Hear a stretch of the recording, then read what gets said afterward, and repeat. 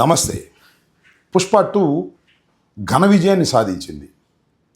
తెలుగు చలనచిత్ర సీమకి దేశవ్యాపితంగా చాలా పేరు ప్రఖ్యాతుల్ని తీసుకొచ్చింది.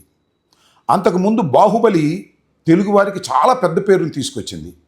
ఆ కలెక్షన్ల రికార్డును కూడా ఛేదించుకొని ముందుకు వెళ్ళే దశకు వెళుతుంది. అంటే తెలుగువారు సృష్టించినటువంటి ఒక రికార్డుని మరొక తెలుగువారు దాన్ని అధిరోహించేటటువంటి పరిస్థితి రావటం నిజంగా తెలుగు ప్రజలకి, తెలుగు మాట్లాడుతున్నటువంటి ప్రాంతానికి, తెలుగు చలనచిత్ర సీమకి చాలా గొప్ప పేరుగా నేను భావిస్తున్నాను.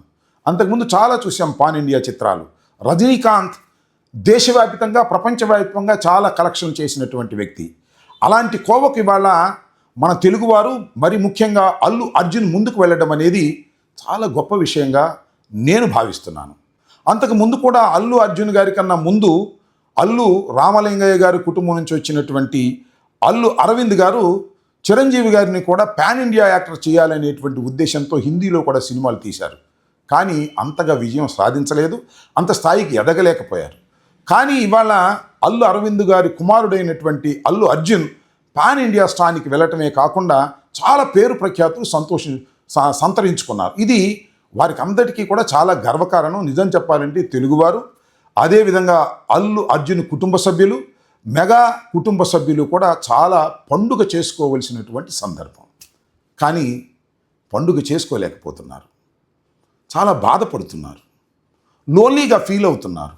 దీనికి కారణం రేవతి దారుణంగా ఒత్తిడిలో మరణించటం. రేవతి ఎక్కడ మరణించింది? పుష్ప సినిమా రిలీజ్ రోజున సంధ్యా థియేటర్ దగ్గర మరణించింది. ఆ సంధ్యా థియేటర్కి చిత్రం చూడటానికి హీరోనే సాక్షాత్తు వెళ్ళాడు. ఆ ఒత్తిడిలో ఆమె మరణించింది. ఇది జరిగినటువంటి సత్యం. దీనికి కారణం ఎవ్వరు? దీనికి కారణం డైరెక్ట్గా ఆ సినిమా హీరోనే. ఆ సినిమా హీరో వెళ్ళడం వల్లే ఆమె హత్య గావించబడింది అనేటువంటి మాటలు మాట్లాడుతున్నారు. చివరికి అల్లు అర్జునే మర్డర్ చేశాడనే స్థాయికి సాక్షాత్తు ముఖ్యమంత్రి గారి శాసనసభలో మాట్లాడినటువంటి వైనాన్ని చూసినప్పుడు నాకు కించిత్ బాధ కలిగింది. నేను ఈ సందర్భంగా చాలా స్పష్టంగా చెప్పదలుచుకున్నాను. రేవతి మరణించటానికి అల్లు అర్జున్ నైతిక బాధ్యత వహించవలసిందే తప్ప చట్టపరమైన బాధ్యత వహించవలసిన అవసరం లేనే లేదు అనేది నా అభిప్రాయం. ఇవాళ దీనికి చట్టపరమైన బాధ్యత వహించవలసింది తెలంగాణ ప్రభుత్వం, తెలంగాణ పోలీసులు నిస్సందేహంగా. ఎందుకంటే అల్లు అర్జున్ కొత్తగా ఆ థియేటర్కి వెళ్ళడం లేదు.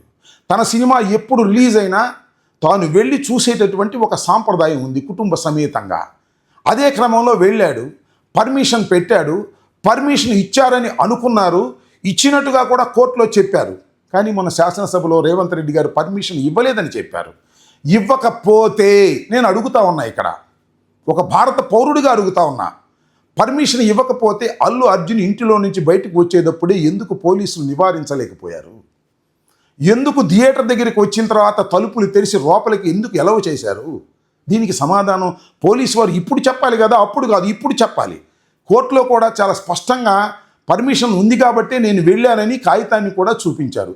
పర్మిషన్ ఇవ్వకపోతే నోటీసుని మీరు ఇవ్వాలి కదా, మేము పర్మిషన్ ఇవ్వలేదు, మీరు ఆ థియేటర్కి వెళ్ళడానికి వీల్లేదు అని పోలీసు వారు ఆ థియేటర్ యజమానులకు కానీ హీరోకి కానీ ఇవ్వాలి. హీరోని వెళ్ళకోకుండా నియంత్రించాలి. నియంత్రించడంలో విఫలమైనటువంటి పోలీసు వారు ఇవాళ చాలా మాటలు చెప్తున్నారు.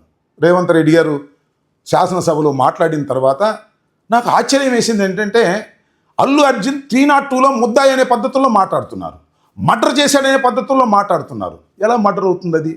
There is no negligence in the part of hero, there is no intention in the part of hero. అలాంటి ఇంటెన్షన్ లేని, అదేవిధంగా నెగ్లిజెన్స్ లేనటువంటి అల్లు అర్జున్ని ఒంటరి వాడిని చేసి వేధించాలనేటువంటి ప్రయత్నం ఇవాళ తెలంగాణ ప్రభుత్వం, రేవంత్ రెడ్డి గారు, కాంగ్రెస్ పార్టీ, ఒక సెక్షన్ ఆఫ్ మీడియా, విశ్లేషకులు అని చెప్పబడుతున్న కొందరు ఒక్కసారిగా మీదపడి మనశ్శాంతి లేకోకుండా అల్లు అర్జున్ని చేయటం నాకు చాలా బాధ కలిగిందని మనవి చేస్తున్నాను. అల్లు అర్జున్ నాకేమీ మా పార్టీ వాడు కాదు, నాకేమీ సంబంధం లేదు. అయినా కూడా ఒక అన్యాయంగా, అక్రమంగా ఒక హీరోని, తెలుగు హీరోని, పేరు ప్రఖ్యాతులు తీసుకొచ్చిన హీరోని ఇబ్బంది పెడుతున్నప్పుడు మాట్లాడటం ఒక భారత పౌరుడిగా నా ధర్మంగా నేను భావిస్తున్నాను. దీన్ని తీవ్రంగా నేను ఖండిస్తున్నానని కూడా ఈ సందర్భంగా చెప్పదలుచుకున్నాను. అవునండి, తప్పే ఉంది. ఆయన జైలుకి వెళ్ళాడు, తీసుకువెళ్ళారు, ఒక రాత్రి జైల్లో నిర్బంధించారు. చట్ట ప్రకారంగా బెయిల్ తీసుకుని బయటకు వచ్చాడు. వస్తే అందరూ తోటి హీరోలు వెళ్ళి పలకరించారు. పలకరిస్తే తప్ప? పలకరిస్తే అది ఘోరమా? పలకరించడం ఏమైనా నేరమా? పరామర్శించడం ఏమన్నా తప్ప? అదేమంటే ఆయన కాలు ఇరిగిందా, చెయ్యి ఇరిగిందా, కిడ్నీ పోయిందా అంటే కాలు, చెయ్యి, కిడ్నీ పోతేనే వెళ్ళి పలకరిస్తారా? ఒక హీరో చెయ్యని నేరానికి జైలుకి వెళ్ళి వస్తే పలకరించడం వారి ధర్మమని భావించారు, వెళ్ళారు. ఈ పలకరించిన వాళ్ళంతా రేవతి కుటుంబాన్ని పలకరించడానికి వెళ్ళలేదంటే వాళ్ళకి ఆ బాధ్యతగా వాళ్ళు ఫీల్ కాలేదు. That is their prerogative. మీరెవరు మాట్లాడటానికి అంటున్నా? ప్రభుత్వం వారికి చేయవలసిన సహాయం చేయాలి. ఇవాళ అల్లు అరవింద్ గారు కానీ, అల్లు అర్జున్ గారు కానీ ఆ కుటుంబానికి కావాల్సినటువంటి కార్యక్రమాలు మేము చేస్తామని ప్రామిస్ చేశారు. అయితే మీరు ఎందుకు మాట్లాడలేదు, మీరు ఎందుకు వెళ్ళలేదు అంటే ఎట్లా మాట్లాడతారు, ఎట్లా వెళ్తారు? చట్ట ప్రకారం కోర్టులో కేసు ఉన్నప్పుడు వారి లీగల్ టీం ఏ విధంగా చెబుతుందో ఆ విధంగా ముందుకు వెళ్తారు. 25 లక్షలు ఇవ్వడానికి ఏమన్నా వెనుకాడతారా, లేకపోతే ₹1 కోటి ఇవ్వడానికి ఏమన్నా వెనుకాడతారా? ఇది ఆలోచించుకోవాలని కూడా మనవి చేస్తున్నా. ప్రధానమైనటువంటి కారణం ఏమిటి ఇవాళ అల్లు అర్జున్ మీద ఇంత పెద్ద ఎత్తున ప్రభుత్వం కానీ, పోలీస్ యంత్రాంగం కానీ, విశ్లేషకులు కానీ, మీడియా కానీ దాడి చేయడానికి ప్రధానమైన కారణం ఏంటి? ఒకటే చెప్పండి నాకు. ప్రధానమైన కారణం ఒక్కటే, కడుపు మంట, ఈగోయిజం, నా పేరు చెప్పలేదనేటువంటి ఒక తాపత్రయం. దాన్ని ఈగోగా ఫీల్ అయిపోయి నా పేరు చెప్పలేదు కాబట్టి ముఖ్యమంత్రిని అగౌరవపరిచారనేటువంటి ఉద్దేశంతో ఇంత కక్ష సాధింపు చర్యలకు పాల్పడటం ప్రజాస్వామ్య చరిత్రలో ఇది తొలిసారి అని కూడా ఈ సందర్భంగా నేను మనవి చేస్తున్నా. చాలా విషయాలు చూసాం మనం. పాపం అల్లు అరవింద్ గారిని చూసినప్పుడు నాకు బాధేస్తుంది. ఎందుకంటే అరవింద్ గారు చిరంజీవి గారిని కూడా పాన్ ఇండియా యాక్టర్ చేయాలని తాపత్రయపడ్డారు. హిందీలో కూడా 1-2 సినిమాలు తీశారు, కానీ సక్సెస్ కాలేకపోయారు, ఆ స్థాయికి వెళ్ళలేకపోయారు. కానీ తన కుమారుడు ఆ స్థాయికి వెళ్ళినప్పుడు ఆ కుటుంబం ఎంత ఆనందపడుతుంది. కానీ ఆనందపడటానికి వీల్లేదు. ఇవాళ వాళ్ళని హెరాస్ చేయాలి, వాళ్ళని ఇబ్బంది పెట్టాలి. ఎందుకంటే మమ్మల్ని లెక్క చేయట్లేదు, మా ప్రభుత్వాన్ని లెక్క చేయట్లేదు. సినిమా యాక్టర్లు, హీరోలు తెలంగాణలో నివసిస్తున్న వారు మా ప్రభుత్వాన్ని లెక్క చేయటం లేదు, మాకొచ్చి సలాములు పెట్టడం లేదు, మాకు గులాములు కావడం లేదు అనేటువంటి ఉద్దేశంతో వారి మీద యాక్షన్ తీసుకోవాలని చట్టాన్ని అడ్డం పెట్టుకొని యాక్ట్ చేసే విధంగా మీరు ప్రవర్తిస్తున్నారంటే ఇది చాలా దురదృష్టం అని మనం చేస్తున్నాం. ఇవాళ అల్లు అర్జున్ గారి ప్రెస్ మీట్ చూశాను, అల్లు అరవింద్ గారి ప్రెస్ మీట్ చూశాను. వాళ్ళు కొన్ని పరిధులు దాటి మాట్లాడలేరు, మాట్లాడకూడదు కూడా. చాలా తెలివిగా మాట్లాడుతున్నారు, చాలా ధర్మంగా మాట్లాడుతున్నారు. ఎందుకంటే కోర్టులో పెండింగ్లో ఉంది కేసు, తాత్కాలికమైన బెయిల్ మీదే ఉన్నారు. కాబట్టి వారు మాట్లాడటం ఎంతవరకు మాట్లాడాలో అంతవరకే వారు మాట్లాడుతున్నారు. కానీ రేవంత్ రెడ్డి గారి పార్టీ కానీ శాసనసభలో ఇష్టం వచ్చినట్టు మాట్లాడతారు.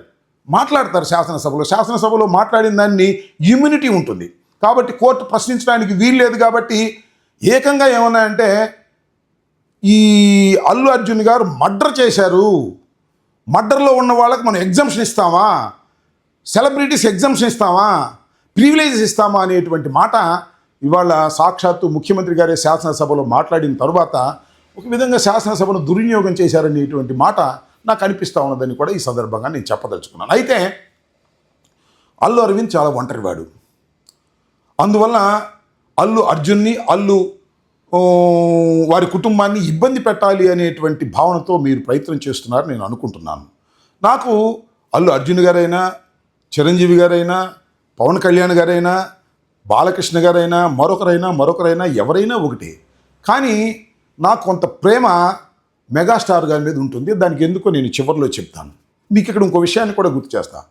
బాలకృష్ణ గారు, రాజశేఖర రెడ్డి గారు ముఖ్యమంత్రిగా ఉన్న సమయంలో బాలకృష్ణ గారి ఇంట్లో రివాల్వర్ పేలింది, కొందరు గాయాలయ్యాయి. కానీ ఆ ప్రభుత్వం ఎలా ప్రవర్తించింది? ఒక ధర్మంగా, ఒక మర్యాదగా ఆయన మీద కేసు బుక్ చేసి ఒక పద్ధతి ప్రకారం నడుచుకున్నటువంటి విషయం కక్షపూరితంగా వ్యవహరించలేదని ఆ రోజున రాజశేఖర రెడ్డి గారికి ప్రశంసలు అందాయని కూడా ఈ సందర్భంగా నేను మనవి చేస్తున్నాను. ఆ విధంగా ప్రవర్తించాలి. వాళ్ళు కేసు పెట్టారు, పెట్టినప్పుడు తీసుకువెళ్ళాలి, కోర్టులో ప్రొడ్యూస్ చేయాలి, బెయిల్ వస్తే వదిలిపెట్టాలి. కేసులు కోర్టులో ప్రొడ్యూస్ చేశారు, బెయిల్ రాకోకుండా నివారించారు, బెయిల్ వచ్చినా కూడా ఆ రాత్రి అక్కడే బంధించేటువంటి కార్యక్రమం చేశారు. ఇదంతా చూస్తున్నప్పుడు ఒక కక్షపూరితమైనటువంటి పద్ధతుల్లో రాష్ట్ర ప్రభుత్వం వ్యవహరించిందనేటువంటి మాట ప్రతి వారి మనసుల్లో ఉండిపోయిందనే విషయాన్ని కూడా ఇక్కడ నేను చాలా స్పష్టంగా మీ ద్వారా రాష్ట్ర ప్రజానీకానికి చెప్పదలుచుకున్నాను. ఇంకొక విషయాన్ని కూడా ఇక్కడ చెప్పాలి.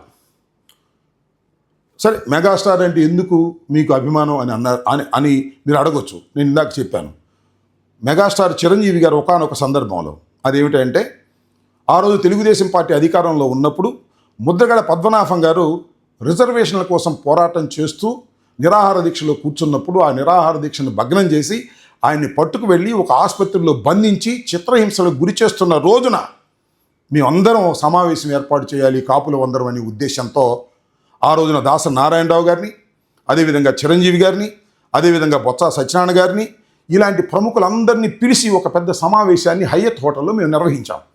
ఆ రోజున చిరంజీవి గారు రావాల్సిన అవసరం లేదు. ఇది సినిమా యాక్టర్, ఒక కులానికి సంబంధించినటువంటి అంశం. అయినా ధైర్యంగా ఆ రోజున వచ్చాడు.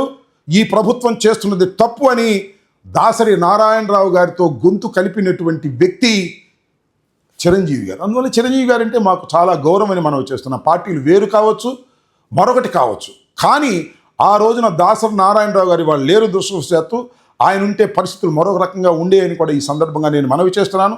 ధైర్యంగా ముందుకొచ్చి మాట్లాడగలిగిన శక్తి సామర్థ్యాలు ఉన్నటువంటి వ్యక్తి దాసరి నారాయణరావు గారు స్వర్గీయులైపోయారు. ఇవాళ ఆ రోజున చిరంజీవి గారు వచ్చారు, మాకు చాలా సంతోషం. అలాంటి సందర్భంలో క్రిటికల్ పొజిషన్లో చిరంజీవి గారు వచ్చి నోరెత్తి ప్రభుత్వానికి వ్యతిరేకంగా మాట్లాడగలిగారు. దట్ ఈస్ శభాష్ అని కూడా ఆ రోజున మేమందరం కూడా అనుకున్నామని కూడా ఈ సందర్భంగా నేను మనవి చేస్తున్నాను. ఇంక రెండో అంశానికి వచ్చినప్పుడు, మరి పవన్ కళ్యాణ్ గారు, సరే ఆయన మా పార్టీ కాదు, మాకు రాజకీయ ప్రత్యర్థి అయినంత మాత్రాన నేనేదో ఘాటుగా విమర్శిస్తున్నానని దయచేసి మీరు అనుకోవద్దని కూడా ఈ సందర్భంగా మనవి చేస్తున్నాను. ఈ సందర్భంలో ఖచ్చితంగా పవన్ కళ్యాణ్ గారు నోరు మెదపాలి. ఇంతకుముందు మెదకపోతే మెదకపోవచ్చు, మీకు మీ కుటుంబ తగాదాలు ఉంటే ఉండొచ్చు, లేదా అల్లు అర్జున్ కాంగ్రెస్ పార్టీ అభ్యర్థికి సపోర్ట్ చేయడానికి వెళ్ళాడనేటువంటి ఒక భావన మీకు ఉంటే ఉండొచ్చు. కానీ ఇది అలాంటి సందర్భం కాదని మనం చేస్తున్నాం. నిన్న రేవంత్ రెడ్డి గారు కానీ కాంగ్రెస్ ప్రభుత్వం కానీ ఏం చెప్పారు? టిక్కెట్లు ధరలేక పెంచాం, మీకు ప్రివిలేజెస్ ఉండవు అని చాలా నిర్మోహమాటంగా చెప్పినటువంటి సందర్భంలో కూడా పవన్ కళ్యాణ్ గారు ఒక సినిమా నటులు, హీరో, ఒక ఉప ముఖ్యమంత్రిగా ఒక రాష్ట్రంలో ఉన్నటువంటి వ్యక్తి, ఆయన స్పందించకపోవటం చాలా అన్యాయం అని కూడా ఈ సందర్భంగా నేను చెప్పదలుచుకున్నాను. ఒకానొక సందర్భంలో వైఎస్ఆర్ కాంగ్రెస్ పార్టీ అధికారంలో ఉన్నప్పుడు టిక్కెట్ల ధర పెంచడానికి వీల్లేదు అని ప్రభుత్వం నిర్ణయం తీసుకున్నప్పుడు ఏం మాట్లాడారు పవన్ కళ్యాణ్ గారు? ఒకసారి గుర్తు చేసుకోండి. డిమాండ్ అండ్ సప్లైతో సంబంధించినటువంటి అంశం, దానిలో ప్రభుత్వం ఎందుకు ఏలు పెడుతుంది అని గర్జించారు. అంతేకాదు, ఇది రెడ్లు వ్యవహారం మీరు తేల్చుకోండి అని ఆ రోజున ఒక రెడ్డి గారిని, ప్రొడ్యూసర్ని, రెడ్లు వ్యవహారం మీరు వెళ్ళి తేల్చుకోండి అనేటువంటి మాట మాట్లాడారు. నేను ఇవాళ ఇది కాపులు వ్యవహారం అని అంటలా, కానీ ఒక సినిమాకు సంబంధించినటువంటి అంశంలో పవన్ కళ్యాణ్ గారు ఎందుకు మాట్లాడటం లేదు? కేవలం మీరు అల్లు అర్జున్ మీద కోపంతో మాట్లాడలేదా? లేకపోతే రేవంత్ రెడ్డి గారు అంటే మీకు భయమేసి మాట్లాడలేదా? న్యాయం మాట్లాడవలసినటువంటి ధర్మం మీకు లేదా?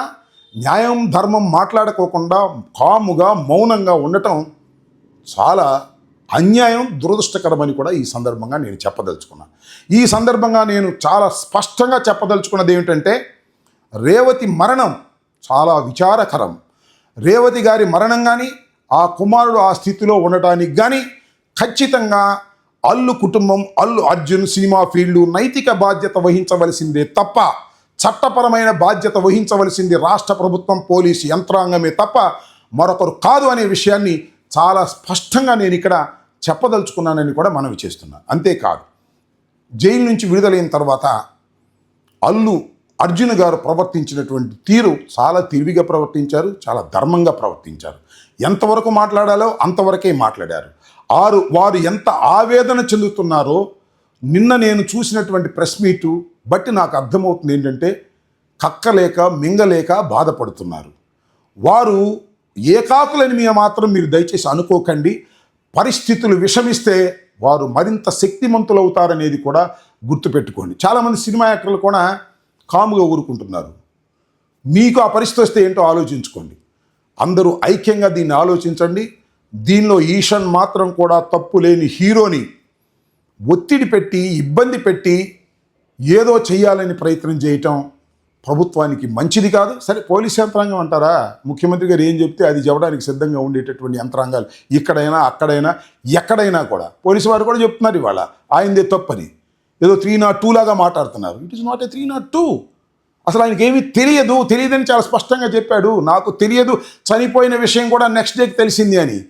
ఇలాంటి అన్యాయమైనటువంటి ఆరోపణలు శాసనసభాముఖంగా చేసి ఆయన ఇబ్బంది పెట్టాలని ప్రవర్తించడం, అల్లు అర్జున్ గారి ఇంటి మీద ఓయూజేఏసీ పేరుతో దాడి జరగటం, ఇంటి లోపలకు ప్రవేశించి కుండీలు పగలగొట్టడం, హింసను సృష్టించడం అనేది ప్రజాస్వామ్యవాదులందరూ కూడా ఖండించాలని నేను భావిస్తూ ఉన్నా.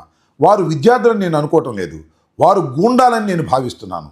ఎందుకంటే రేవంత్ రెడ్డి గారు శాసనసభలో ఆవేశపూరితమైనటువంటి ఉపన్యాసం చేసి ఎప్పుడైతే అల్లు అర్జున్ మీద నిప్పులు చెరిగారో, ఆ నిప్పులు చెరిగిన తర్వాత కొందరు గూండాలు ఈ విధమైనటువంటి చర్యకు పాల్పడ్డారని నేను భావిస్తున్నాను. ఇది శ్రేయస్కరం కాదు. హైదరాబాద్ అనేది ఒక అంతర్జాతీయమైనటువంటి సిటీగా ఆవిర్భవిస్తున్నటువంటి ఈ తరుణంలో ఇలాంటి దౌర్జన్యకాండాలు చేయటం వలన హైదరాబాద్ పేరు ప్రఖ్యాతులు పోతాయి. చట్టపరంగా యాక్షన్ తీసుకోవడానికి కావాల్సినటువంటి అన్ని ఏర్పాట్లు రేవంత్ రెడ్డి గారు చేస్తున్నప్పుడు ఈ విధంగా దౌర్జన్యం చేయటం, బెదిరించడం అనేది సమంజసం కాదు. అందరూ ప్రాంతాలకు అతీతంగా అందరూ ప్రజాస్వామ్యవాదులు దీన్ని ఖండించాలని నేను ఈ సందర్భంగా విజ్ఞప్తి చేస్తున్నాను. ధన్యవాదాలు. Stay aware, stay bold.